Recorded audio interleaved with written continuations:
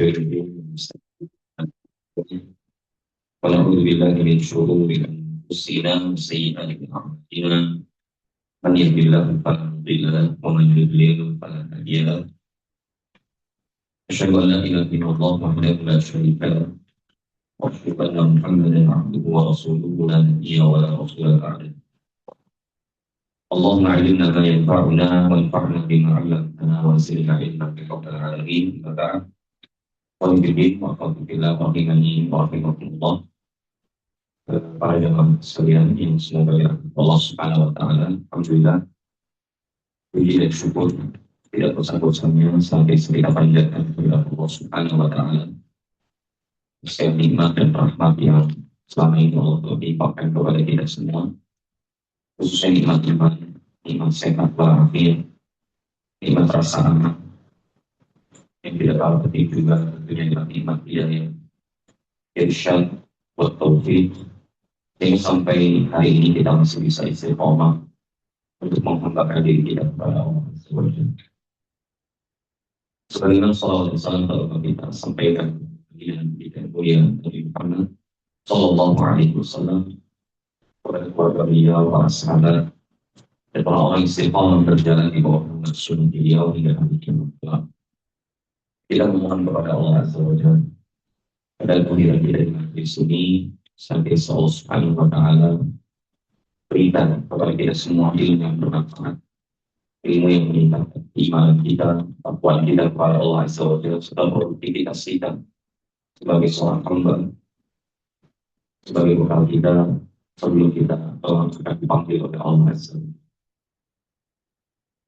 Konfidin wa afadillah ma'afidani wa'afidullah pada kesempatan pada ini di momentum bulan Syawal sebelum kita mulai kajian ini mengucapkan taqabbalallahu minna wa minkum shalihal a'mal bil a'idin wal faizin wa kullu 'amin wa antum bi khairin. Semoga amal saleh kita semua diterima oleh Allah Subhanahu wa Ta'ala di bulan Ramadan yang telah berlalu.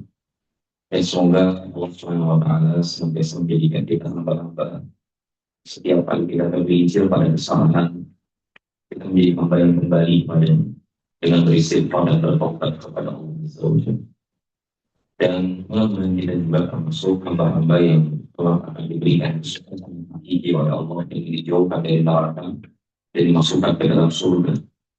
Sebagaimana firman Allah Subhanahu Wa Taala, "Faman zuhziha 'anil nar udkhilal jannata faqad faz." Siapa yang Allah jauhkan dari neraka dan dimasukkan ke dalam surga, maka dialah orang-orang yang sukses. Yang lain Allah muliakan, pada kesempatan ini kalau kita akan kembali duduk bersama salah satu ahli terbaik dalam ilmu akidah yang ditulis oleh Fadilatul Syekh Muhammad Al-Karimi Rahimahullah Ta'ala, yaitu kitab Al-Usul Salasah, 3 landasan pokok agama Islam. Dan kita sudah memasuki landasan pokok yang pertama, yaitu ma'rifatul Rabb, mengenal sosok Allah Azza wa Jalla sebagai Rabb kita. Dan pada kesempatan kali ini, bagaimana di pertemuan sebelumnya kita telah membahas perkataan Syekh Rahimahullah Ta'ala bahwa Ar-Rabb wal Ma'bud, Rabb dan Allah Azza wa Jalla adalah dan yang disembah. Jadi makna Rabb bukan hanya pengertiannya yang memelihara, yang menciptakan, yang mengatur seluruh urusan hambanya, tapi juga di antara makna Rabb adalah al-ma'bud, yang disembah oleh makhluk-makhluk. Jadi sebagai bentuk penekanan bahwa Allah bukan hanya satu-satunya zat yang menciptakan, jadi maknanya bukan hanya Allah sebagai satu-satunya zat yang menciptakan, menghidupkan, mematikan, memelihara seluruh makhluknya, tapi Allah satu-satunya zat yang berhak untuk diibadati. Jadi itu tersirat dari makna Allah sebagaimana yang tertera dalam firman Allah surah Al-Baqarah ayat 21 sampai 22. Walladzina min qablikum la'allakum tattaqun. Ya ayyuhan nas ubudu rabbakum alladzi khalaqakum walladzina min qablikum la'allakum tattaqun. Wahai seluruh manusia, beribadah kepada Allah, sembahlah Allah, Roh kalian dan Roh orang-orang sebelum kalian, la'allakum tattaqun, agar kalian terlindung dari api neraka, terlindung dari siksa neraka. Dan sebagian ulama ketika menjelaskan makna la'allakum tattaqun, agar kalian bertakwa atau agar kalian terlindung, ai la'allakum tufridullah fil ibadah, agar kalian mengesahkan Allah dalam ibadah. Karena kata Syekh Shalih Fauzan, la yaqikum minha illa ibadat rabbikum alladzi khalaqakum walladzina min qablikum. Karena kalian tidak akan terhindar dari siksa neraka kecuali dengan cara kalian beribadat kepada Roh kalian yang telah menciptakan kalian dan orang-orang sebelum kalian dengan mengesahkan ibadat kalian kepadanya. La'allakum tattaqun ay la'allakum tuwahhidun fil ibadah, agar kalian mentauhidkan Allah dalam ibadah. Jadi secara tersirat ayat ke-21 dari surah Al-Baqarah menegaskan kepada kita agar kalau kita ingin selamat di akhirat dari siksa neraka, maka caranya hanyalah dengan mentauhidkan Allah di setiap ibadah yang kita kerjakan. Kemudian Syekh Muhammad Ibn Abdul Wahab At-Tamimi rahimahullah ta'ala membahas tentang anwa'ul ibadah, ya, jenis-jenis ibadah. Tentu di sini bukan dalam konteks membatasi ibadah yang diwajibkan oleh Allah terhadap kita semua, tapi ini hanya sebatas min dzikril amsal, ya, sebagai bentuk menyebutkan contoh-contoh ibadah. Nah, jenis-jenis ibadah di sini sebagaimana disampaikan oleh Syekh rahimahullah, qala Ibnu Katsir rahimahullah ta'ala, dan nanti bisa lihat di halaman 80, ya, di halaman 80 tentang anwa'ul ibadah, tentang jenis-jenis ibadah yang Allah perintahkan hamba-hambanya untuk mengerjakan ibadah tersebut, serta dalil-dalilnya, serta dalil-dalil dari ibadah tersebut. Qala Ibnu Katsir rahimahullah ta'ala, berkata Al-Imam Ibnu Katsir rahimahullah ta'ala, al-khaliq li hadhihi al-ashya' wal mustahiq lil ibadah wa anwa'ul ibadah allati amara Allah biha mithlul Islam wal iman wal ihsan. Al-Imam Ibnu Katsir rahimahullah mengatakan, al-khaliq, zat yang menciptakan, li hadhil asya', segala sesuatu ini, wal mustahiq lil ibadah, dia adalah satu-satunya zat yang berhak diibadati. Artinya selain dia tidak berhak diibadati. Kenapa? Karena dia satu-satunya pencipta. Dia satu-satunya zat yang selama ini memelihara seluruh makhluknya. Dan ini kata para ulama di antara bentuk beristidlal dengan tauhid rububiyah untuk menekankan konsep tauhid uluhiyah. Tauhid uluhiyah yang tauhid ibadah. Jadi karena Allah Azza wa Jalla adalah satu-satunya zat yang menciptakan seluruh makhluk, menciptakan seluruh alam, sebagaimana firman Allah, alhamdulillahi rabbil alamin, Rob bagi seluruh alam. Alam artinya segala sesuatu selain Allah. Karena Allah satu-satunya zat yang menciptakan, yang memelihara, yang mengatur segala urusan seluruh alam, semua makhluknya, maka dialah satu-satunya zat yang berhak untuk diibadati. Nah, sebelum kita masuk ke dalam penjelasan tentang jenis-jenis ibadah yang disebutkan oleh Syekh Muhammad At-Tamimi rahimahullah, Syekh Shalih Al-Fauzan membagi ibadah atau ubudiyah, ya, membagi ubudiyah ke dalam dua kategori. Al-Qismul Awal, kategori yang pertama, ibadatun ammah, penghambaan yang sifatnya universal. Penghambaan yang sifatnya universal. Li jami'il khalq, yang meliputi seluruh makhluk. Artinya apa? Kata Syekh Shalih Fauzan hafizahullah, kulluhum ibadullah. Artinya seluruh makhluk itu sebenarnya adalah hamba-hamba Allah. Seluruh makhluk tanpa terkecuali. Baik itu yang bernyawa, artinya yang punya ruh atau benda mati, apakah dia seorang mukmin ataukah dia seorang kafir atau seorang fasik ataukah dia orang munafik, semuanya adalah hamba-hamba Allah sebenarnya. Jadi ibadah amal ini mencakup seluruh makhluk yang Allah ciptakan. Semua makhluk yang Allah ciptakan pada hakikatnya adalah hamba-hamba Allah. Di maknanya adalah annahum tahta tasarrufihi wa qahrihi. Dalam konotasi seluruh makhluk yang Allah ciptakan berada di bawah kekuasaan Allah dan di bawah pengaturan Allah Azza wa Jalla. Wa annahum tajibu alaihi ibadatu subhanahu wa ta'ala. Dan dari sudut pandang ini, semua makhluk wajib menjadi hamba Allah. Jadi, karena tidak ada satupun di antara makhluk Allah, tanpa terkecuali, tidak ada satupun dari makhluk Allah yang bisa keluar dari pengaturan Allah, dari kekuasaan Allah, dari kerajaan Allah. Oleh karenanya dikatakan bahwa seluruh makhluk hakikatnya hamba Allah. Adakah satu makhluk ini coba di langit atau di bumi yang dia bisa keluar dari pengaturan Allah? Allah mentakdirkan dia misalnya menjadi seorang mukmin, terus dia menolak, saya mau jadi kafir saja misalnya. Atau seorang hamba yang dilahirkan, ditakdirkan oleh Allah dalam keadaan miskin, kemudian dia menolak, saya pengen jadi orang kaya saja. Tidak ada satupun di antara kita yang bisa keluar dari pengaturan Allah, dari tasarrufnya Allah. Tidak ada satupun di antara kita yang bisa keluar dari kekuasaan Allah Azza wa Jalla terhadap diri kita.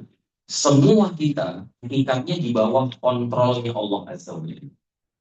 Dari sudut pandang ini, maka Syekh Shalih Fauzan mengatakan, dan para ulama lainnya juga mengatakan demikian, bahwa tidak ada satupun makhluk di alam semesta ini yang bukan hamba Allah. Karena seluruh makhluk pada dasarnya ikut di bawah aturan kauniyahnya Allah Azza wa Jalla.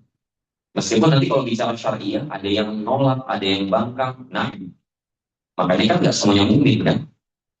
Tidak semuanya soleh. Tidak semuanya tunduk kepada aturan Allah. Ada yang bangkang, ada yang fajir, ada yang fasik, ada yang kafir bahkan. Nah, itu namanya aturan Allah yang sifatnya syar'iyyah. Tapi kalau aturan Allah yang sifatnya kauniyah, sudah dari zaman azali, Allah tetapkan dia A, gak akan bisa jadi B. Dia gak punya kuasa untuk merubah dirinya menjadi C, kecuali dengan kehendaknya Allah Azza wa Jalla. Jadi semua kita pada dasarnya tunduk terhadap ketetapan Allah yang sifatnya kauniyah. Semua kita ini pada dasarnya tunduk, gak ada yang bangkang. Tapi dalam hal kauniyah, ketetapan Allah yang sifatnya kauniyah. Karena kita tak punya pilihan, zaman kita lahir ditakdirkan Allah misalnya dalam keadaan fakir atau dalam keadaan kaya, kita nggak bisa milih. Kita diciptakan Allah, ditakdirkan sebagai manusia, kita nggak bisa milih jadi malaikat misalnya, atau jadi hewan, atau jadi turun. Sebagaimana anak-anak yang orang kafir di hari kiamat nanti ingin jadi debu saja, supaya nggak dihisap oleh Allah Azza wa Jalla. Gak ada yang bisa keluar dari kekuasaannya Allah. Oleh karenanya, semua kita adalah hamba Allah pada dasarnya, yang tunduk terhadap ketetapan kauniyahnya Allah. La yakhruj ahadun minhum an qabdatihi wa sultanihi. Kata Syekh Shalih Fauzan, semua kita tidak ada yang bisa keluar, seorang pun dari kita, tidak ada yang bisa keluar dari genggamannya Allah, dari kekuasaannya Allah. Bisa gak di antara kita milih kita mau mati kapan atau mau hidup selama-lamanya bahkan? Tidak ada satupun di antara kita yang bisa mengatur kapan kita meninggal. Berarti kita nggak bisa keluar dari aturannya Allah yang sifatnya kauniyah. Idza jaa ajaluhum la yastakhiruna sa'ah wa yastaqdimun. Kalau Allah takdirkan kita wafat hari tertentu, jam tertentu, tanggal tertentu, maka tidak ada satupun di antara kita yang bisa memajukan atau bahkan memundurkan jadwal kematian kita tersebut. Nah, ini berarti kita hamba Allah. Dan ini adalah surah Maryam di antaranya, ayat 93. Ketika Allah berfirman, in kullu man fis samawati wal ard illa atir rahmani abda. Tidak ada seorang pun atau tidak ada satu makhluk pun di langit dan yang di bumi kecuali kelak akan datang menghadap Allah yang Maha Pengasih pada hari kiamat dalam keadaan dirinya sebagai abda. Apa abda? Sebagai hamba. Semua kita nanti pada hari kiamat datang menghadap Allah dalam menyandang status hamba Allah. Nggak ada yang selain hamba Allah. Artinya kalau kita baca tafsir dari surah Maryam ini, artinya kita nanti akan datang menghadap Allah dalam keadaan zalilan, dalam keadaan hina dina, dalam keadaan munqadan, tunduk, disuruh bangun, bangun, disuruh bangkit, bangkit, disuruh nyebrang sirat, nyebrang sirat. Tidak ada satupun di antara kita yang bisa menolak perintah Allah tersebut nanti pada hari kiamat. Laisa lahu minal mulki syai'an. Tidak ada seorang pun nanti pada hari kiamat yang punya kekuasaan, yang punya kuasa atas dirinya sendiri. Kan hari ini di dunia, jemaah, kita merasa seolah-olah kita punya kebebasan terhadap diri kita sendiri kan. Kita mau beriman, ya kita beriman. Kita mau kufur, kita mau sholat, kita mau puasa, mau enggak juga sholat tidak masalah, gitu kan. Nah ini namanya ketetapan syar'i. Kita punya pilihan. Mau kufur, mau mukmin, mau jadi orang fasik, mau jadi orang yang taat kepada Allah, kita punya pilihan. Tapi nanti di hari kiamat kita nggak punya pilihan. Sampai di dunia pun tadi seperti yang saya sampaikan, kita nggak punya pilihan dalam hal ketetapan kauniyahnya Allah. Mau mati kapan kita nggak bisa milih. Mau sakit kapan, mau nggak sakit selama-lamanya kita nggak bisa milih. Ketika sakit datang, kena kita sakit cuma. Ini semakin menegaskan bahwa tidak ada satupun yang hidup di atas muka bumi ini kecuali dia hamba Allah. Dan karenanya ibadah yang sifatnya universal ini, dia meliputi seluruh makhluk yang ada di langit dan yang ada di bumi, baik yang mukmin maupun kafir. Setiap kita nanti datang pada hari kiamat dalam keadaan tunduk di hadapan Allah. Yang sekarang bangkang, yang nggak mau beriman, yang menyombongkan diri seperti Fir'aun, Qarun, Abu Jahal dan yang lain, nanti tunduk di hadapan Allah pada hari kiamat. Akan menjadi hamba yang hina diri. Nah, lalu ada penghambaan jenis kedua, yaitu ubudiyah khassah. Ya, penghambaan yang sifatnya khusus. Nah, ini penghambaannya orang-orang beriman kepada Allah Azza wa Jalla. Dalilnya diantaranya dalam surah Al-Furqan ayat 63. Ketika Allah berfirman, wa ibadur rahmanil ladzina yamshuna 'alal ardi haunan. Dan hamba-hamba Allah yang maha pemurah, karakteristiknya adalah mereka yang ketika berjalan di atas muka bumi ini, mereka dalam keadaan haunan, dalam keadaan tenang, dalam keadaan penuh ketundukan kepada Allah. Nah, yang dimaksud hamba Allah di sini adalah hamba yang beriman. Ubudiyah khassah, penghambaan yang sifatnya khusus.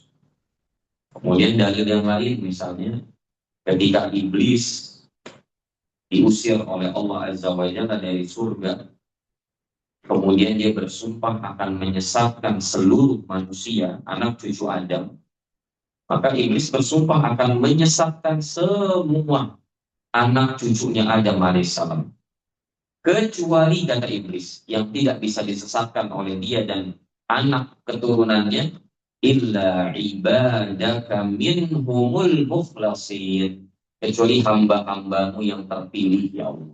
Maksudnya hamba-hamba Allah yang sifatnya penghambaan khusus, hamba yang beriman, yang bertakwa kepada Allah. Nah, ini dalil bahwa penghambaan itu ada yang sifatnya umum, universal, ada yang sifatnya khusus. Yang sifatnya umum masuk semuanya hewan, tumbuh-tumbuhan, manusia, baik yang beriman maupun yang ingkar kepada Allah dan Rasulnya. Adapun penghambaan khusus, inilah penghambaan orang-orang beriman kepada Allah Azza wa Jalla. Nah, kemudian ketika ditanya jamaah kepada kita semua, mahiyal ibadah? Apa sih yang dimaksud ibadah? Dari awal pertemuan kita membahas tentang konsep ibadah. Wajibnya mentauhidkan Allah dalam ibadah. Tidak boleh menyekutukan Allah dalam hal ibadah. Tidak boleh memalingkan ibadah kepada selain Allah. Pertanyaannya adalah, apa yang dimaksud dengan ibadah? Para ulama memberikan banyak sekali definisi. Di antara definisi ulama tentang makna ibadah adalah al-ibadah ghayatul dzulli ma'a ghayatul hubbi. Jadi sebagaimana yang disampaikan oleh Al-Imam Ibnul Qayyim rahimahullahu taala di dalam kitabnya An-Nuniyah. Beliau mengatakan ibadah itu intinya atau hakikatnya adalah ghayatul dzulli ma'a ghayatul hubbi. Ibadah itu adalah puncak ketundukan seseorang dibarengi dengan puncak kecintaan. Makanya ibadah itu identik dengan dua rasa, ketundukan dan cintaan. Orang itu ketika dia tunduk kepada sesuatu dan cinta banget sama sesuatu itu, karena cintanya dia sampai tunduk atau ketundukan itu dibalut dengan penuh kecintaan kepada sesuatu, maka hakikatnya dia telah menghambakan dirinya kepada sesuatu tersebut. Jadi kalau sesuatu itu nyuruh A, dia ikut A. Sesuatu itu nyuruh B, dia ikut B. Nah itu secara tidak sadar, hamba tersebut atau orang tersebut statusnya sudah menjadi hamba dari sesuatu yang dia tunduk kepadanya. Adapun penjelasan dari gurunya Ibnu Qayyim rahimahullah, yaitu Syekhul Islam Ibnu Taimiyah, ini sebenarnya jauh lebih komprehensif tentang mana ibadah. Kata Imam Ibnu Taimiyah rahimahullah taala, ibadah adalah ismun jamid likulli ma yuhibbullah wa yardah. Dia adalah sebuah nama yang mencakup segala hal yang dicintai dan diridhoi oleh Allah. Apakah itu bentuknya ucapan minal aqwali wal a'mali, ataukah bentuknya perbuatan al-zahirah wal batinah, baik yang sifatnya tampak maupun yang tersembunyi. Nah, ini adalah definisi yang paling universal menurut para ulama akidah tentang makna ibadah. Ibadah itu adalah segala hal yang dicintai dan diridhoi oleh Allah, baik bentuknya ucapan atau bentuknya perbuatan yang tampak maupun yang tersembunyi. Nah, pertanyaannya jawab sederhana. Dari mana kita tahu ucapan atau perbuatan itu dicintai dan diridhoi oleh Allah? Dari mana? Dari mana kita tahu Allah suka sama perbuatan ini? Allah suka sama ucapan ini. Dari mana jawab kita tahu? Nah, dari mana kira-kira? Dari nas Al-Quran dan As-Sunnah. Makanya nggak mungkin kita bisa beribadah kepada Allah kecuali kita mendapatkan pengajaran dari Rasulullah SAW. Karena di antara hikmah diutusnya Nabi kita Muhammad SAW adalah untuk mengajarkan kita beribadah kepada Allah. Nabi yang mengajarkan kita, Allah tuh suka kalau kita mengucapkan ini. Allah tuh suka kalau kita melakukan ini. Nah, itu Nabi yang mengajarkan. Makanya ibadah itu tidak bisa pakai logika. Oleh sebagian ulama ketika mendefinisikan ibadah, mereka mendefinisikan dengan ma'amara bihi syara'an min ghairi itradin urfi wa laqtida'in aqli. Sebagian ulama akidah mendefinisikan ibadah dengan segala hal yang diperintahkan oleh Allah secara syar'i tanpa adanya warisan secara urf atau adat, dan tidak pula adanya tuntutan secara rasional. Jadi nggak bisa dilogikakan memang. Jadi kalau coba jamaah itu ditanya, kenapa kita disuruh sholat zuhur? Jawabannya apa kira-kira? Lebih rinci lagi misalnya. Kenapa sholat zuhur 4 rakaat? Kenapa nggak 2 rakaat saja? Ya udah dari sananya. Ini yang dimaksud bahwa ibadah itu sifatnya tauqifiyah. Tauqifiyah itu artinya nggak masuk di dalamnya ranah adab dan logika. Tauqifiyah itu sudah dari sananya seperti itu. Jadi kalau ditanya, kenapa sih kita disuruh sholat zuhur, diperintahkan sholat asar, maghrib, isya. Kenapa kita disuruh puasa 30 hari atau 29 hari di bulan Ramadan seperti yang sudah kita jalani bertahun-tahun ini? Tidak ada jawaban kecuali tidak ada jawaban yang paling benar kecuali kita menjawab dengan jawaban karena Allah perintahkan kita. Kenapa sih puasa mesti dimulai dari terbitnya fajar sodik sampai terbenamnya matahari? Coba kalau itu ditanya itu apa jawabannya? Nggak ada jawaban yang lebih mewakili kebenaran melebihi dari jawaban karena Allah yang perintahkan, Nabi yang ngajarkan. Udah selesai. Adapun nanti hikmah, nah itu beda lagi teman. Hikmah kenapa kita sholat zuhur, hikmah kenapa kita diperintahkan berpuasa setiap tahun itu 29 atau 30 hari, nah itu beda. Di dalam kita beribadah kepada Allah, kita tidak mengaitkan ibadah kita dengan hikmah. Kita tahu hikmah, nggak tahu hikmah, tetap harus jalankan ibadah itu. Jadi inilah yang menjadikan ibadah itu tidak masuk ke dalamnya logika manusia lagi, dan tidak masuk di situ urf atau adat. Jadi kalau misalnya ada orang ya dengan dasar ini sudah kebiasaan nenek moyang, ini sudah kebiasaan turun temurun, dianggap itu sebagai hal yang mendekatkan diri dia kepada Allah, sementara tidak ada buktinya secara nas, kita nggak bisa nyebut itu ibadah. Meskipun niatnya dia untuk mendekatkan diri kepada Allah. Niatnya dia untuk semakin dekat dengan Allah, tapi caranya dengan urf atau dengan adat yang diwariskan secara turun-temurun oleh nenek moyang. Itu nggak bisa kita sebut sebagai ibadah. Sampai terbukti ada dalilnya secara nas, tegas, gamblang di dalam Al-Quran atau di dalam Sunnah Nabi Shallallahu Alaihi Wasallam. Begitu juga tidak bisa dirasionalkan memang. Seperti tadi saya sampaikan, banyak ibadah-ibadah sifatnya tauqifiyah. Ada ibadah-ibadah sifatnya tauqifiyah. Yang memang dari sana yang begitu, kita nggak bisa cari sana. Ya. Atau dengan istilah para fuqaha, ghairu maqulatil makna. Ada banyak sekali ibadah-ibadah yang bisa dicerna dengan akal, dengan logika kita. Tapi Allah perintahkan, ya udah jalankan. Dan ambil pilihan. Nah, inilah pengertian ibadah yang menurut Syekh Shalih Fauzan lebih lebih komprehensif, lebih jami, lebih mani, lebih komprehensif. Bahwa anal ibadah ismun li jami'in ma amarallahu bihi. Ya, sehingga ibadah itu adalah segala hal yang diperintahkan oleh Allah Azza wa Jalla, disukai, dicintai oleh Allah.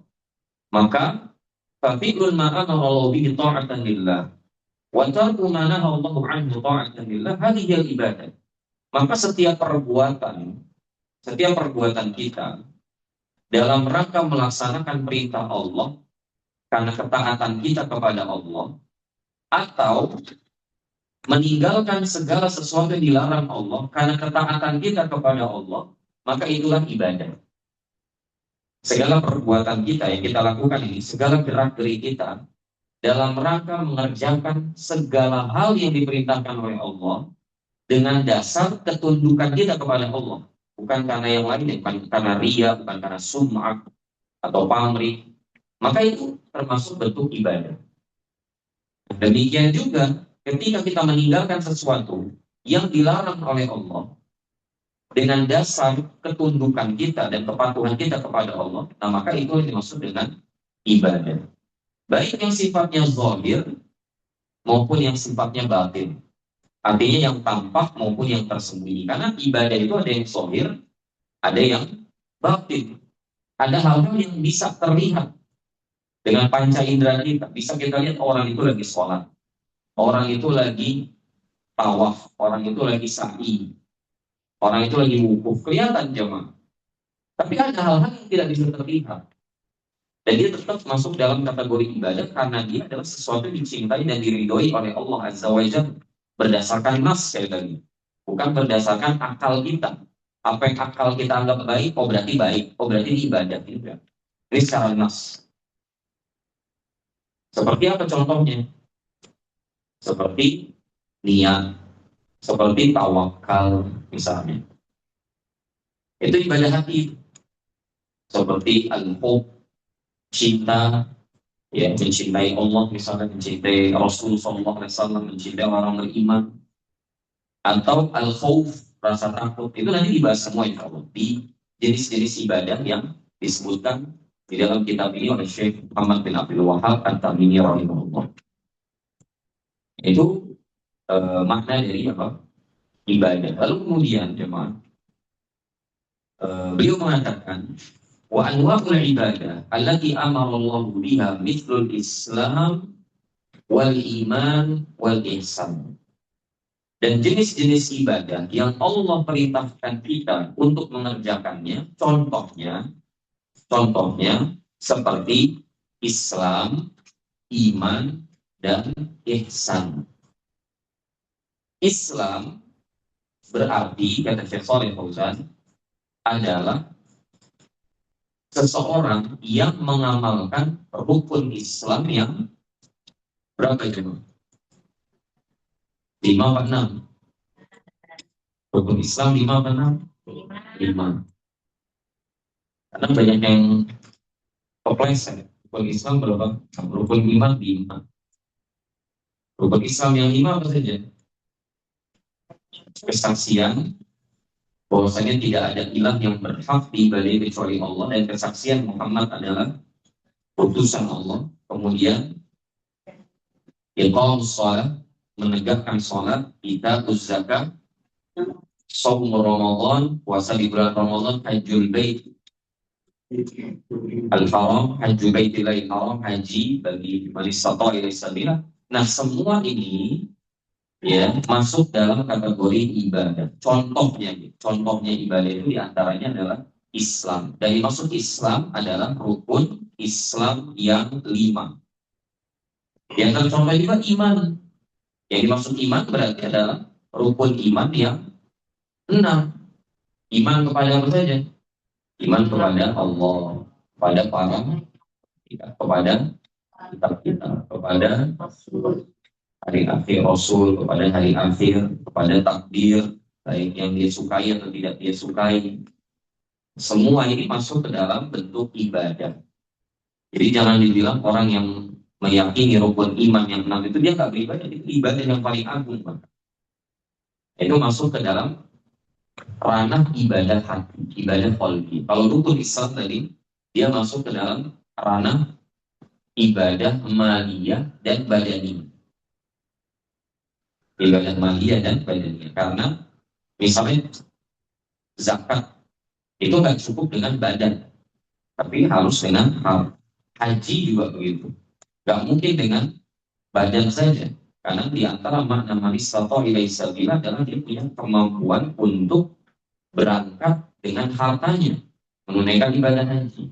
Jadi rukun Islam itu mewakili ibadah badaniyah dan ibadah maliyah. Adapun rukun iman dia mewakili ibadah qalbiyah. Seperti tadi disebutkan oleh Syekhul Islam Ibnu Taimiyah bahwa ibadah itu ada yang zahir, ada yang batin. Nah, kemudian yang ketiga contohnya adalah al-ihsan. Apa makna al-ihsan? Ini sebagaimana dijelaskan dalam hadis Jibril, "Anta'budallaha ka'annaka tarah wa illam takun tarah fa innahu yarah." Ya, ihsan itu adalah kau beribadah kepada Allah seolah-olah kau melihat Allah. Kalau tidak bisa menghadirkan perasaan itu, maka beribadahlah engkau seolah Allah melihat dan memantau diri ketika sedang beribadah. Nah, ini nanti ada penjelasannya secara rinci dalam hadis Jibril.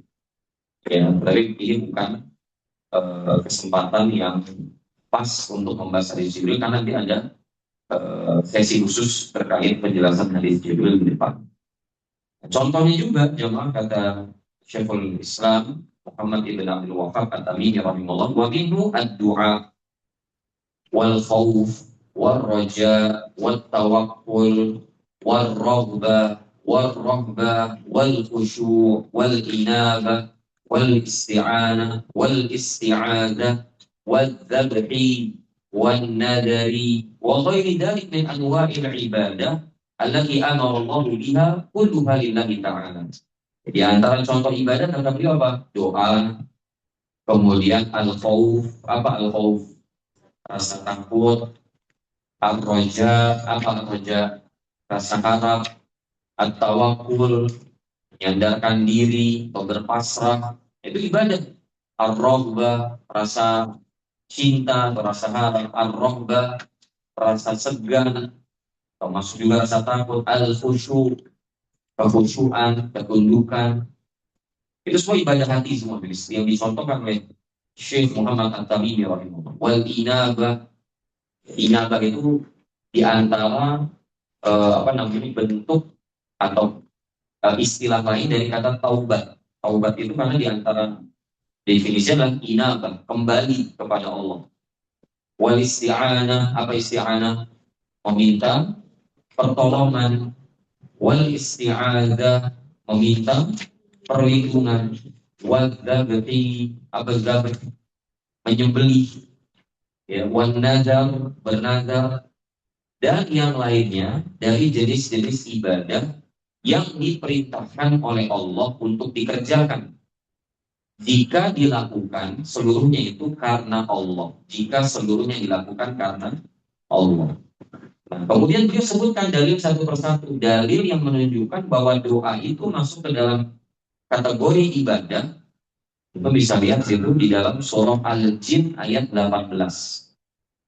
Ya, di surah Al-Jin ayat 18 ketika Allah berfirman, wa annal masajida lillah fala tad'u ma'allahi ahadan. Dan sesungguhnya masjid-masjid itu milik Allah. Masjid semua yang ada di muka bumi ini itu milik Allah. Makanya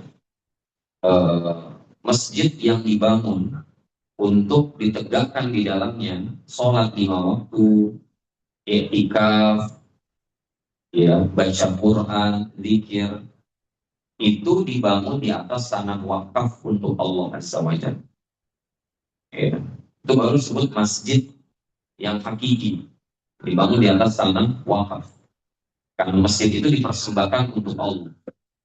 Nah, karena masjid-masjid yang ada di atas muka bumi ini milik Allah, maka Allah mengatakan, "Fala tad'u ma'allahi ahadan." Maka jangan engkau berdoa kepada Allah di dalamnya dan berdoa kepada selain Allah juga. Jadi jangan sampai masjid itu menjadi tempat kesyirikan gitu, di mana Anda berdoa kepada Allah, beribadah kepada Allah, tapi di sisi lain Anda beribadah kepada selain Allah juga. Anda berdoa kepada selain Allah di masjid tersebut. Padahal masjid itu Anda tahu itu milik Allah. Dan ini kekurangan ajaran yang sangat luar biasa.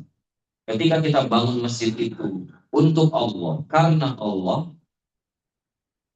maka kemudian kita menyebutkan Allah. Dosa yang paling besar dilakukan oleh seorang hamba kepada Allah di dalam rumah Allah.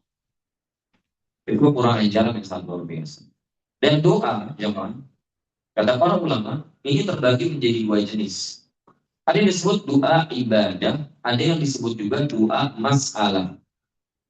Doa ibadah, ya, artinya adalah semua ibadah yang kita kerjakan, hakikatnya adalah doa kita kepada Allah.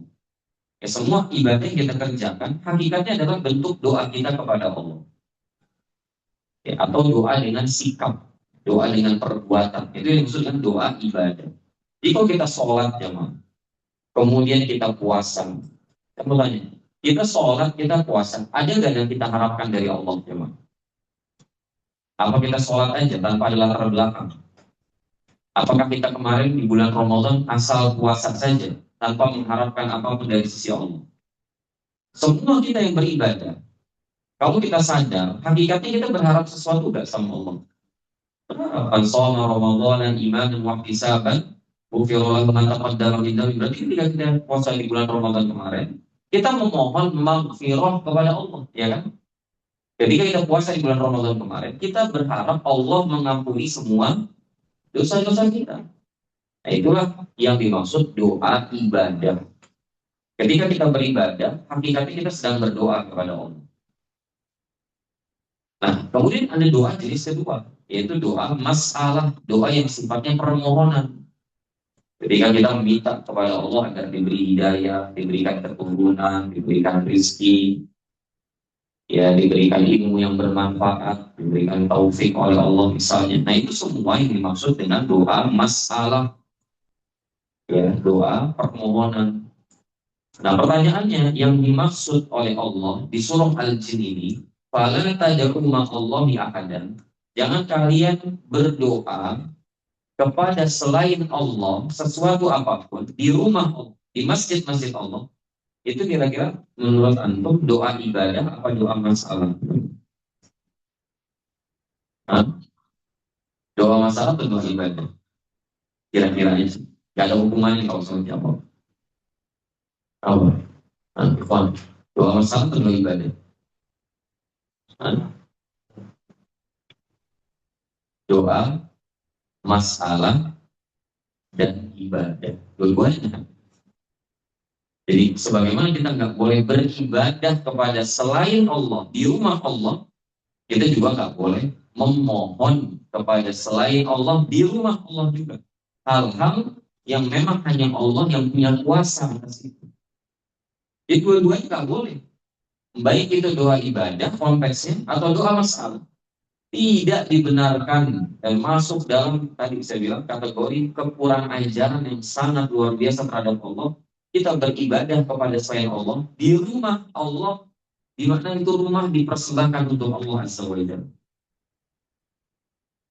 Sebagaimana kita juga nggak boleh meminta kepada selain Allah hal-hal yang cuma Allah yang bisa mengabulkannya di rumah Allah Azza wa Jalla. Jadi baik itu doa ibadah atau itu doa masalah tidak boleh dilakukan di rumah Allah Azza wa Jalla kepada selain Allah. Itu yang perlu kita pahami. Oleh karenanya Syekh Shalih Fauzan mengatakan yajibu an tutahhiral masajida an tutahhar al masajida anil bidah wasyirki wal ma'asi. Oleh karenanya semua masjid jemaah harus dibersihkan dari berbagai macam perbuatan syirik, bid'ah, khurafat, maksiat. Itu nggak boleh sampai ada di rumah-rumah Allah SWT.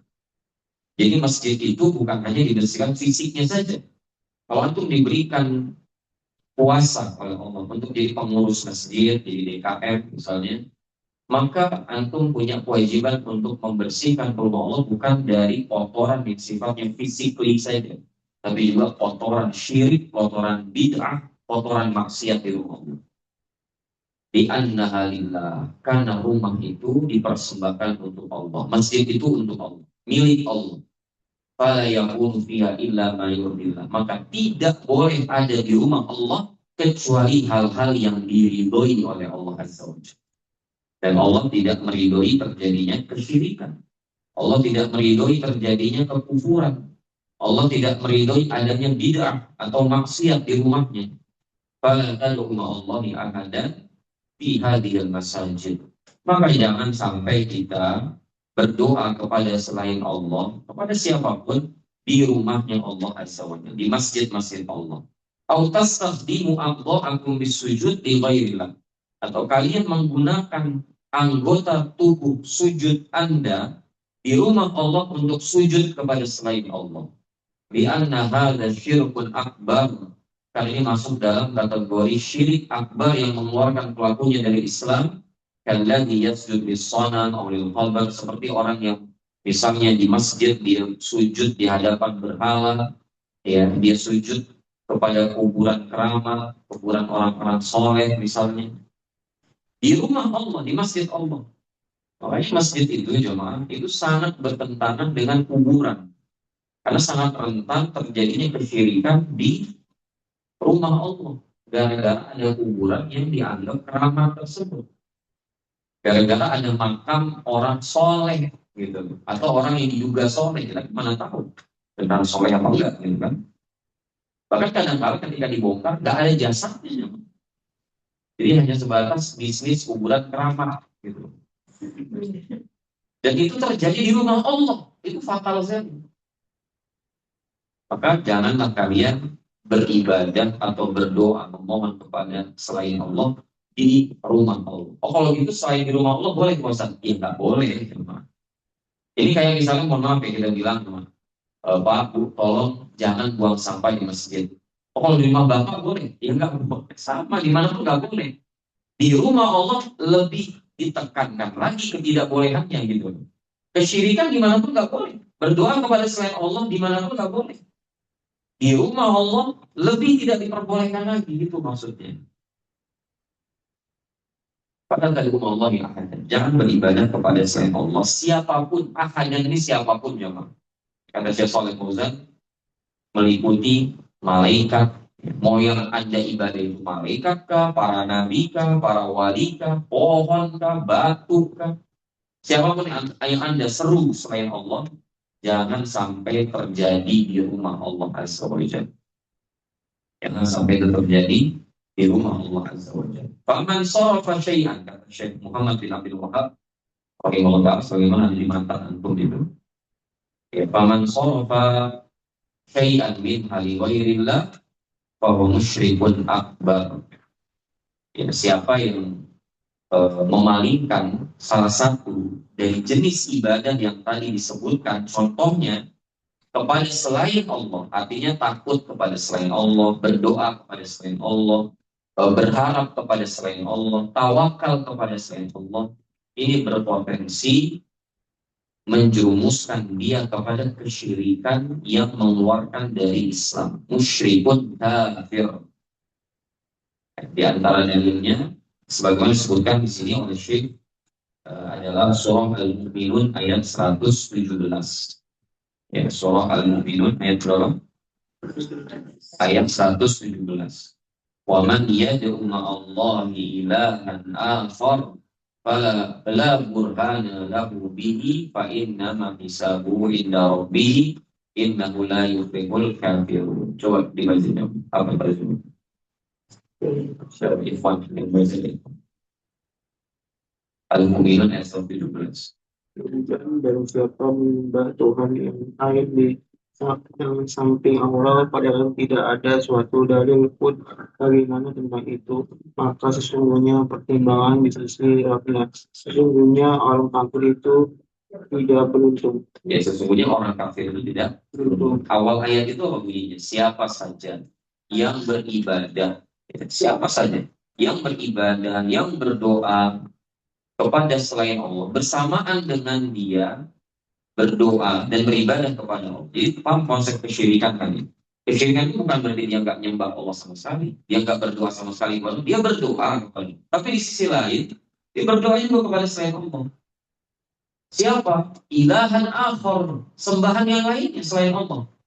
La burhana lahu, padahal tidak ada bukti yang nyata tentang konsep tersebut, maka hisabnya nanti di sisi Allah. Lalu Allah tutup ayat itu dengan innahu la yuflihul kafirun. Sungguhnya tidak akan pernah beruntung orang kafir. Jadi tiba-tiba ditutup ayatnya dengan vonis kafir. Nah, ini menunjukkan apa? Siapa saja yang memalingkan semua jenis ibadah yang Allah perintahkan kita, yang tadi disebutkan contohnya oleh Syekh, kepada selain Allah, maka dia divonis kafir. Ya, maka dia divonis kafir. Maka ini yang harus membuat kita waspada jemaah. Karena sebagian kita itu memahami ibadah itu cuma sholat, puasa, ya, haji, zakat. Tapi banyak di antara kita yang lupa bahwa takut itu juga ibadah. Berdoa itu ibadah. Berharap itu ibadah. Tawakal itu ibadah. Maka begitu tawakal kita letakkan kepada selain Allah, bahkan lebih besar daripada tawakal kita kepada Allah, hati-hati jemaah. Seperti yang bergantung kepada pekerjaan, bergantung kepada suami, bergantung kepada bos, pada atasan. Itu hati dong. Soalnya kalau nggak ada pihak-pihak ini, hidup kita sengsara selama ini. Itu nanti ada rincian insya Allah di babnya. Nah, kemudian di dalam hadis Nabi SAW mengatakan di tertera dalam kitab Antum juga di situ, doa mukhul ibadah. Doa itu adalah inti dari ibadah. Doa itu adalah inti dari ibadah. Jadi kalau ada yang tanya, emang benar bahwa doa itu masuk ibadah? Iya, bahkan dia inti dari ibadah. Dan di surah Ghafir ayat 60 di dalam kitab Antum juga itu ada disebutkan di antara dalilnya adalah Qala rabbukum ud'uni astajib lakum. Innal ladzina yastakbiruna an ibadati sayadkhuluna jahannama dakhirin.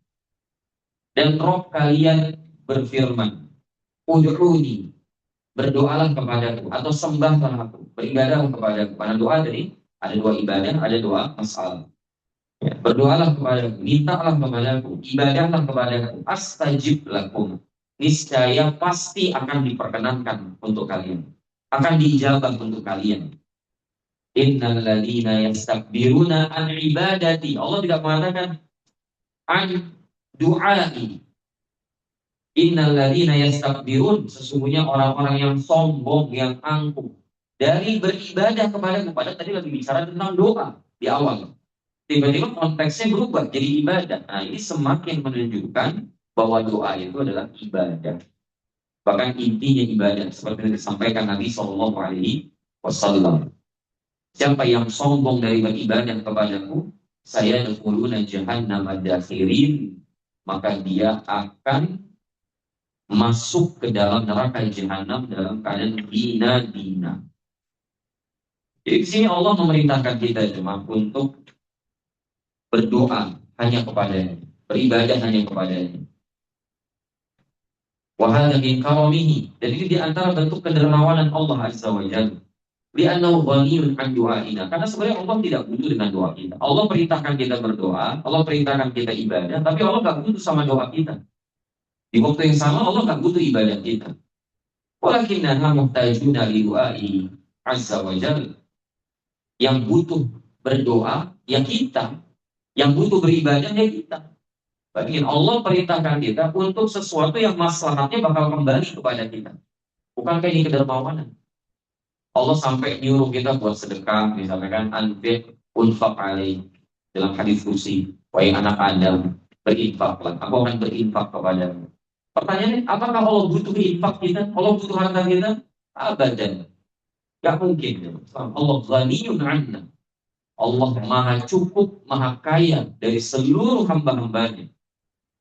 Ketika kita beribadah, apapun bentuk ibadahnya, yang butuh kita beribadah itu ya diri kita sendiri. Fawa ya'muruna bima nahtaju ilaihi wa bima yusrihuna. Sehingga Allah memerintahkan kita ibadah, padahal ibadah itu kita yang butuhkan sendiri dan maslahatnya bakal kembali kepada kita sendiri. Wa subhanahu yaqdab idza tarakta su'alahu bainamal makhluk yaqdab idza sa'altahu. Lihat Allah murka sama kita ketika kita tidak beribadah kepadanya. Atau ketika kita tidak berdoa kepadanya. Di saat seluruh makhluk, kalau kita meminta sama dia, dia senang apa enggak jemaah? Makhluk nih, kalau kita minta, semakin sering kita minta, semakin senang apa semakin empat sama kita? Rasanya udah nggak senang lagi, empat gitu. Karena minta sekali, oke. Minta dua kali, udah mulai cemberut. Minta ketiga, udah mulai naik intonasi. Minta keempat, tutup pintu, jemaah. Minta kelima, keluar kotak. Ya. Kami ketemu lagi untuk di pertemuan ke-6 ini. Semakin diminta, semakin gak suka kalau makhluk itu. Allah semakin diminta, semakin senang, bahkan marah kalau kita gak minta sama Allah. Dan betapa banyak kita sebenarnya butuh. Kita butuh anak soleh, kita butuh pasangan yang soleh, solihah sebelumnya. Kita butuh rizki dari Allah, kita butuh harta yang dengan kita bisa infak, kita bisa sedekah, kita bisa bangun masjid, kita bisa santuni anak yatim. Kita butuh badan yang sehat, tapi nggak pernah minta sama Allah. Kita nggak pernah berdoa, baik itu doa ibadah atau doa masalah. Kayak seolah-olah itu doa Allah yang butuh gitu. Kita yang butuh doa itu.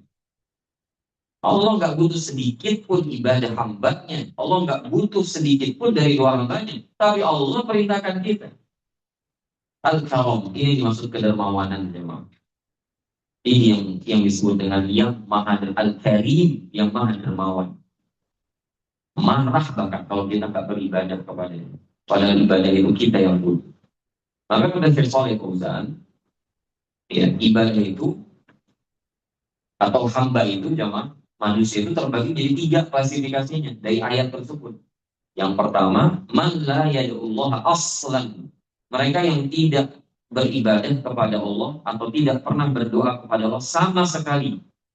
Maka hamba seperti ini disebut hamba yang mustakbir. Ya, hamba yang angkuh, yang sombong seperti Fir'aun.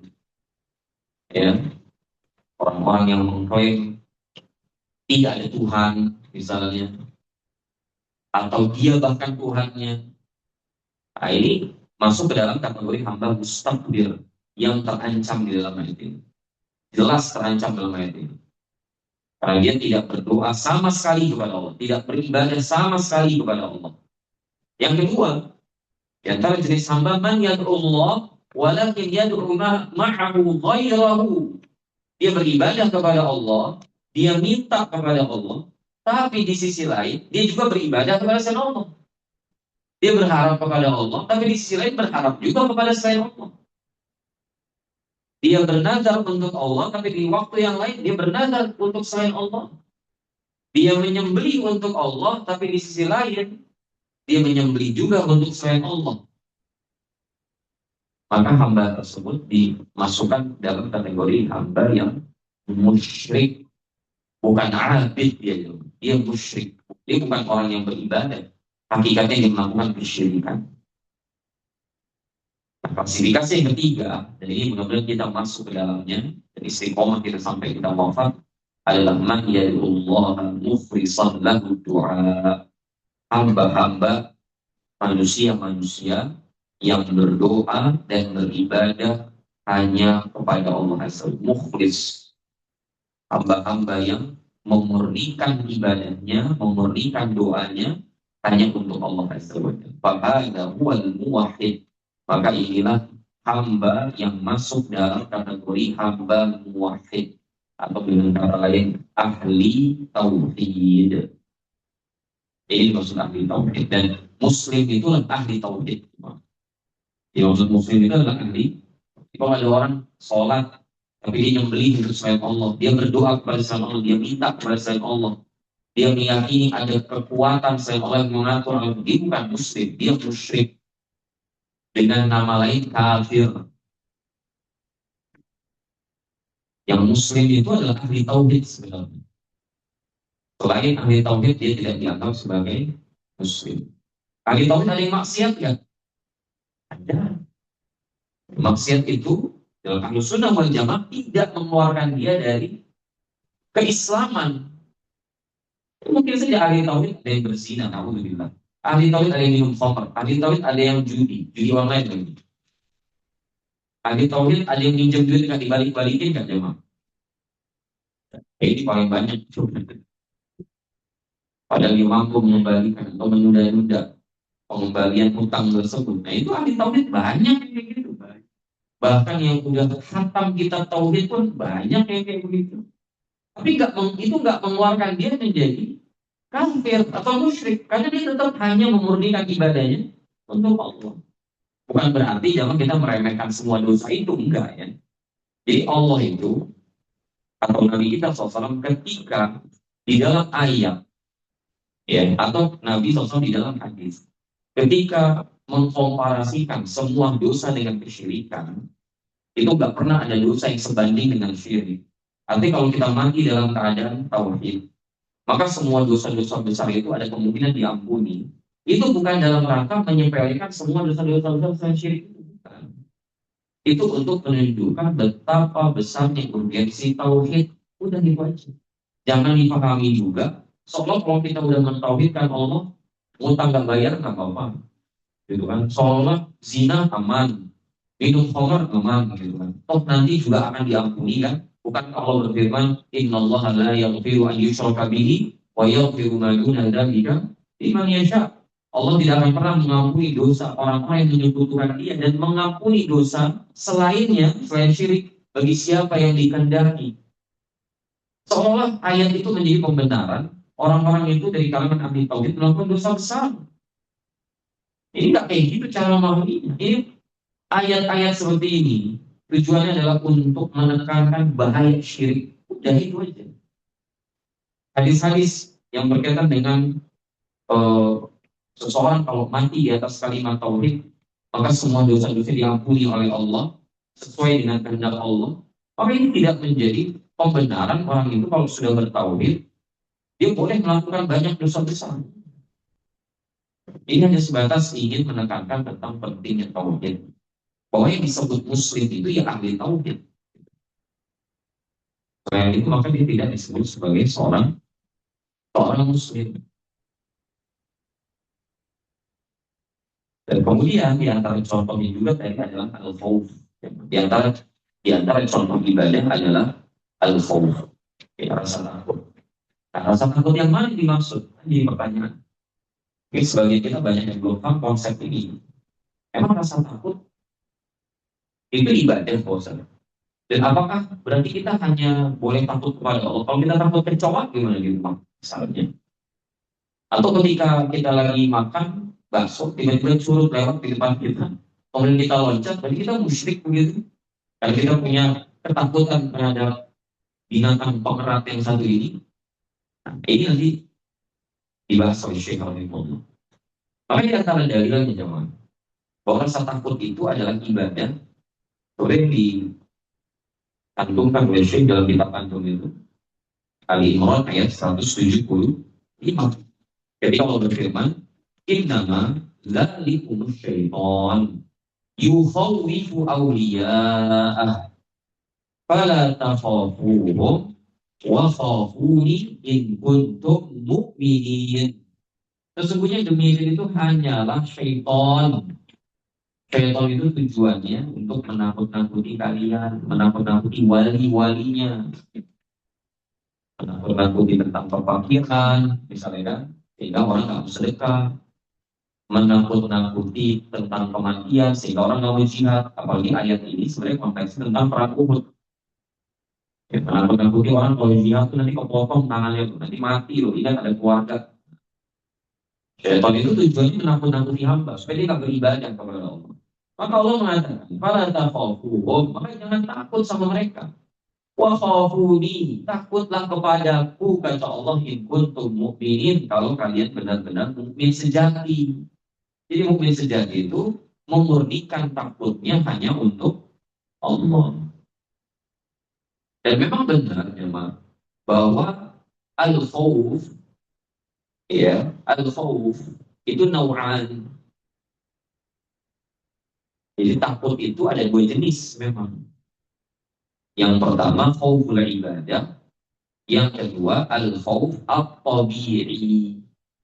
Yang pertama rasa takut yang konteksnya adalah ibadah hati, karena dia masuk dalam kategori ibadah hati. Ada juga al-khauf at-tabi'i, rasa takut yang memang datang dari tabiat manusia. Rasa takut yang datang dari tabiat manusia. Ada pun rasa takut ibadah, yang konteksnya ibadah, sorfu li ghairillah, syirik, memalingkannya kepada selain Allah, itu syirik.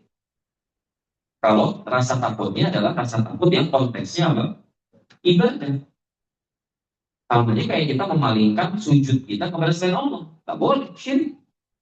Seperti kita berdoa kepada selain Allah, syirik. Rasa takut yang kita palingkan, yang semestinya hanya untuk Allah kepada selain Allah, itu juga syirik masuknya. Wadhalika bi an yakhafa ghairallah fima la yaqdir alaihi illallah. Nah, bagaimana itu maksudnya? Rasa takut ibadah ini. Rasa takut ibadah ini adalah seseorang yang takut kepada selain Allah pada sesuatu atau dalam hal yang sebenarnya sesuatu itu tidak punya kuasa kecuali Allah. Dia takut sesuatu yang sesuatu ini dianggap punya kekuatan, misalnya punya kuasa untuk melakukan hal-hal tertentu yang padahal Yang bisa melakukan itu cuma Allah, gitu. Tapi kita takut sama sesuatu ini. Katanya sesuatu ini bisa begini, begini. Kalau nggak kita ntar kena paceklik, kita kena bahaya, musibah banjir bandang. Kalau kita tidak taat, kita tidak patuh sama ini. Kan sebenarnya makanya kenapa rasa takut ini nggak ada? Karena ketundukan kepatuhan itu kadang-kala pemicunya rasa takut. Itulah kenapa kita nggak boleh memalingkan rasa takut kita kepada selain Allah. Karena kerap kali rasa takut itu mengantarkan kita kepada ketundukan, kepatuhan gitu. Maka ketika seorang memiliki rasa takut kepada selain Allah, ya, padahal sesuatu itu tidak punya kuasa. Sebagaimana Allah Azza wa Jalla, contoh, ka'an yakhafa ahadan an yumridahu. Takut kepada seseorang yang bisa membuatnya sakit, misalnya. Takut kepada seseorang yang katanya bisa membuat dia sakit.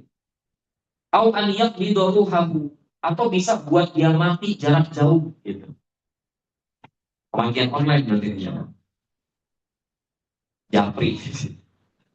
Dia nyambut nyawa orang, katanya jangan macam-macam sama dia loh. Dia kalau udah marah, dia bisa nyambut nyawa orang. Adakah manusia yang bisa nyambut nyawa orang? Pertanyaannya, siapa jawab? Kalau bisa bunuh ya mungkin. Kita nggak bisa bunuh orang. Kita bicara bisa nyambut nyawa orang, jawab. Atau bisa membuat mati anak kamu, jangan macam-macam sama dia. Kalau kamu ceramah di sini, dia bisa aja nyerang anak kamu dan bisa bikin mati anak kamu. Bisa bisa menarik ruh anak. Bagaimana kita tahu dosa bisa narik ruh sama Allah melalui perantara malaikatnya, malaikat maut. Takut kepada sosok-sosok seperti ini bisa mencederai tauhid kita. Kama yang paling kafir minal juhal, sebagaimana dilakukan oleh banyak orang-orang bodoh pada Syekh Shalih Fauzan. Ya khafuna ala hamli zaujatihim, takut kandungan istrinya kenapa-napa.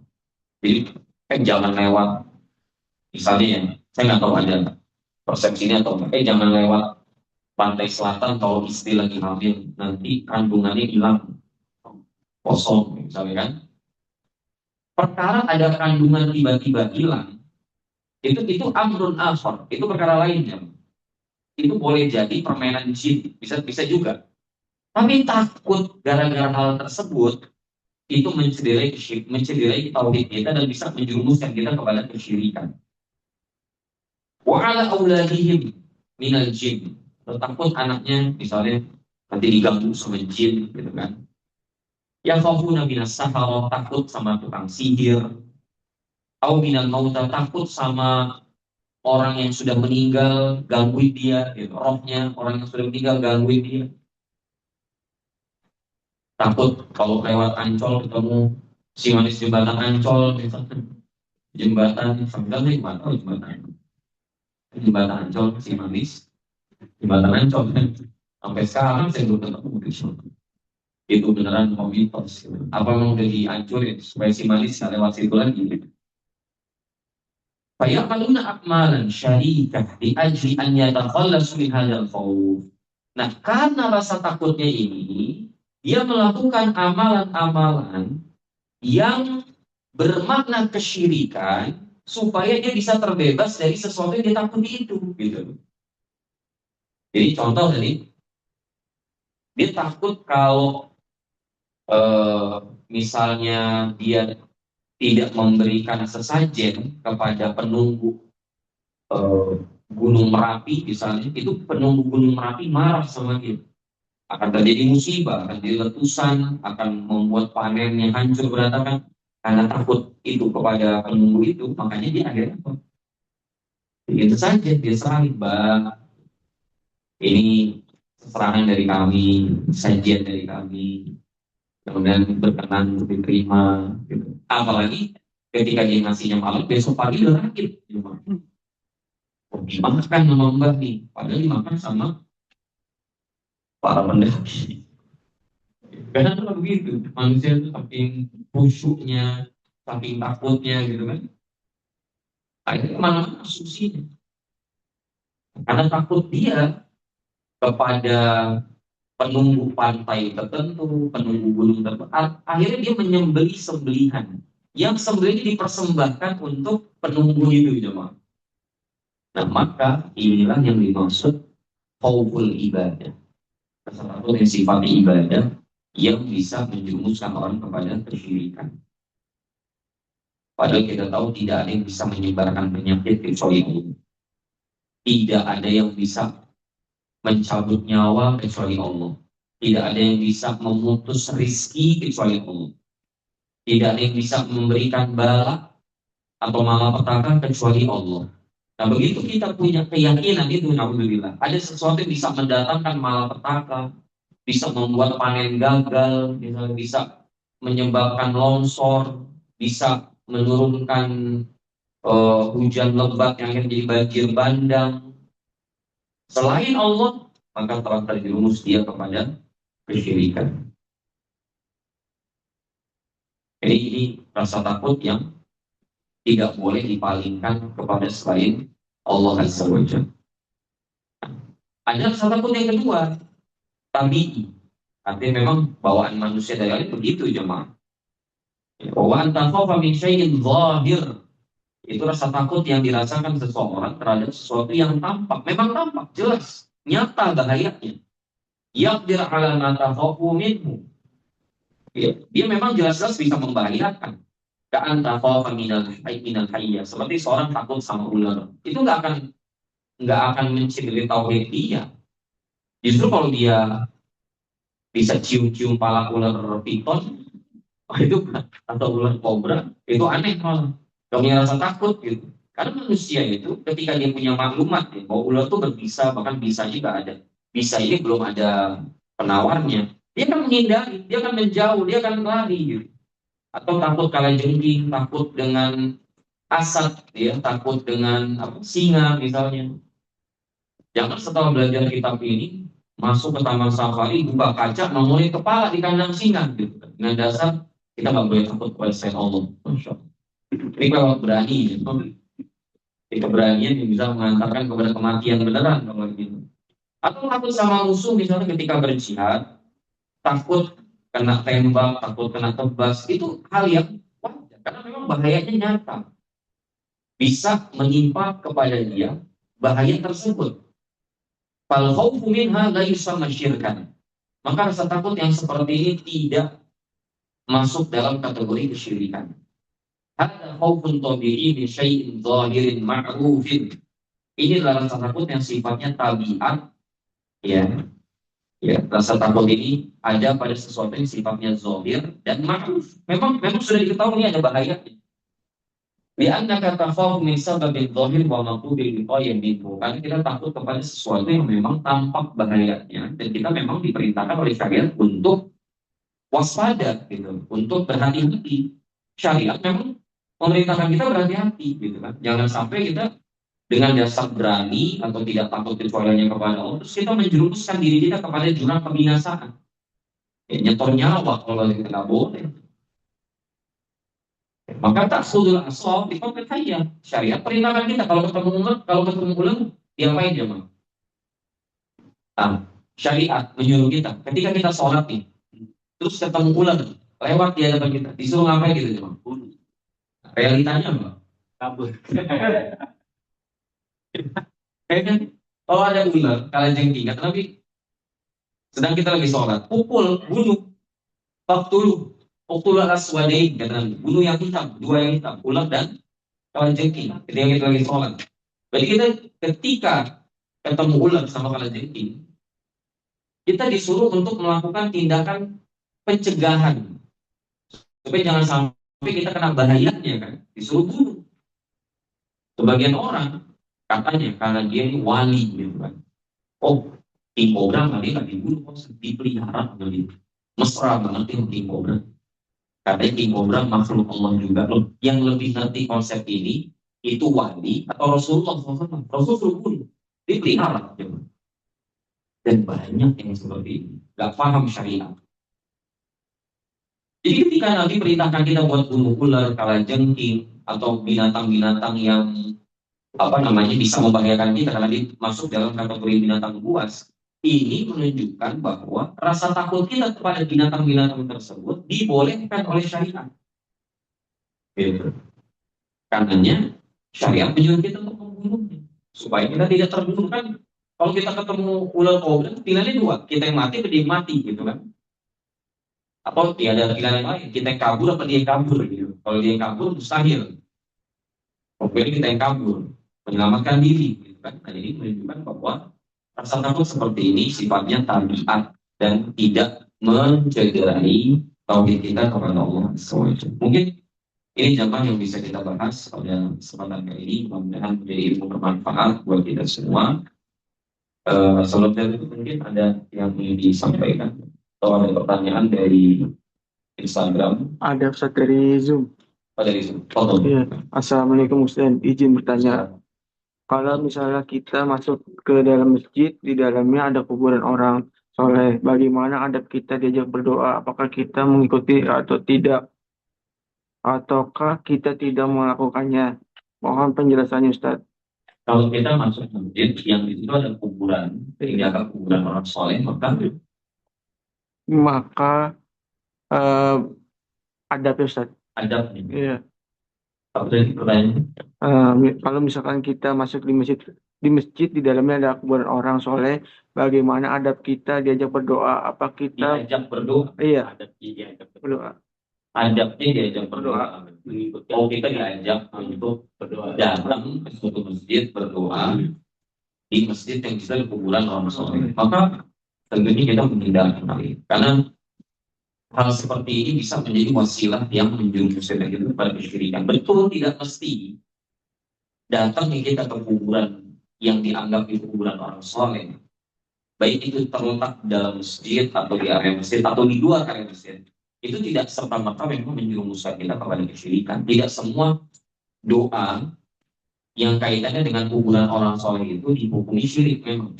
Itu bisa terbagi menjadi dua klasifikasi. Kalau dia berdoa, mintanya ke orang soleh tersebut agar diberikan keturunan, mbah atau kiai, tolong permudah istri saya untuk bisa punya anak, gitu kan? Atau tolong anak saya mau ujian, tolong mbah agar diberikan kemudahan, gitu. Nah, itu bisa menjerumuskan dia kepada kesyirikan. Itu syirik besar.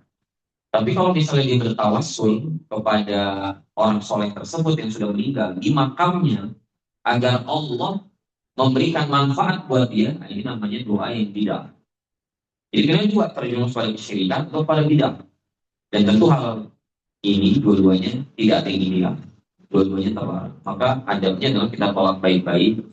Ya tentunya kalau kita bisa dakwahi dan kita cegah. Karena ini masuk dalam nahi munkar juga. Man ra'a minkum munkaran falyughayyirhu biyadihi fa illam yastati' fa bilisanihi fa illam yastati' fa biqalbihi wa dzalika adhaful iman. Kalau lihat kemungkaran dan lebih jelas itu kemungkaran, maka wajib kita mengingkari dengan tangan kita atau kekuasaan kita. Kalau kita nggak mampu maka dengan lisan, nasihat, mau ilmu.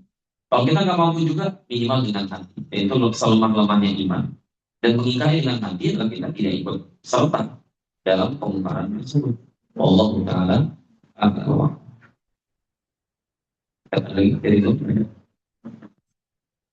Tidak. Ya, silakan Ibu. Waalaikumsalam warahmatullahi wabarakatuh. Izin bertanya, Tetap. ya, sekarang ini kan perekonomian Indonesia ya terutama ya, saya sedang tidak baik-baik saja istilahnya.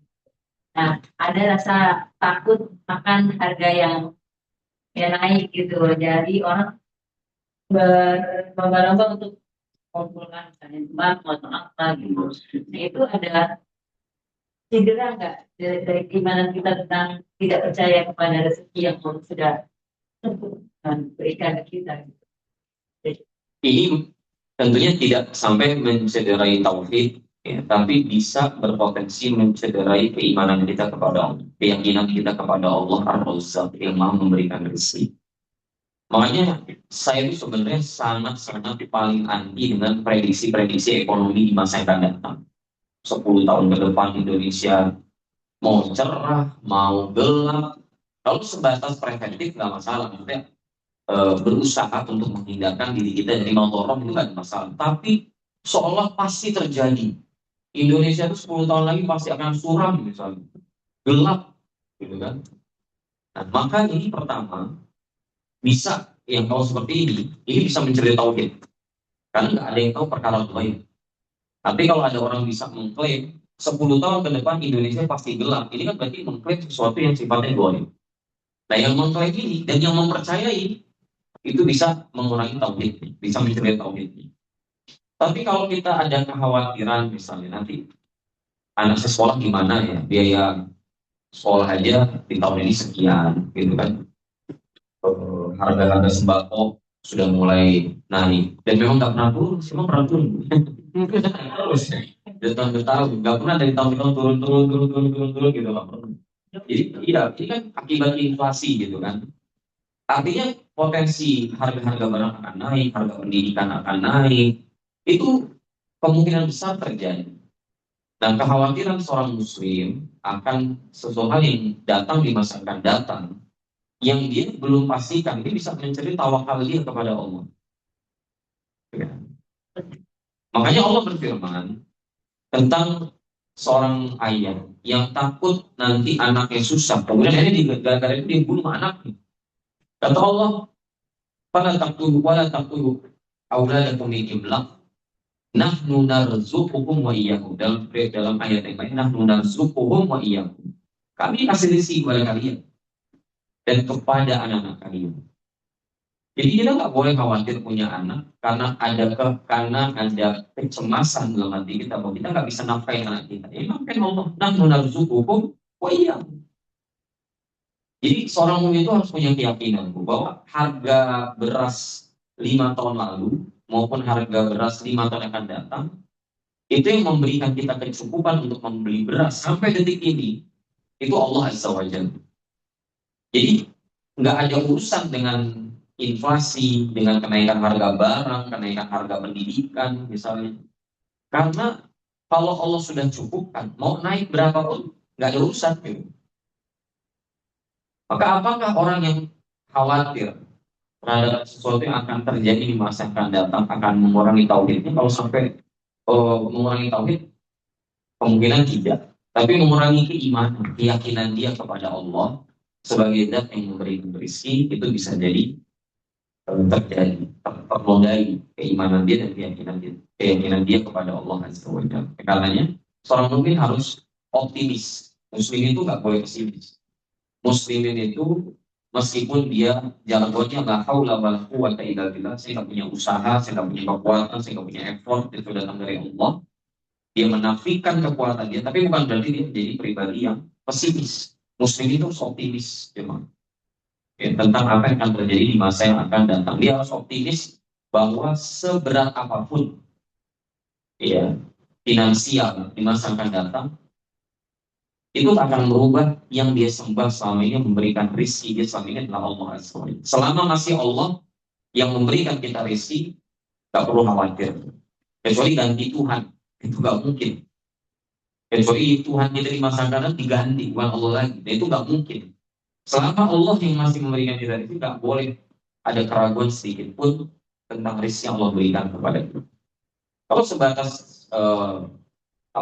tindakan preventif dengan misalnya kita invest gitu di dalam hal-hal yang halal, kemudian kita tabung uang kita tanpa menjadikan kita pribadi yang bakhil dalam bersedekah, nggak ada masalah. Sebagaimana kita misalnya takut kena penyakit misalnya takut kita kena gagal ginjal, kita perbanyak minum air putih, kita jaga hipertensi kita jangan sampai hipertensi terus-menerus. Itu kan usaha. Kalau usaha insya Allah nggak ada masalah.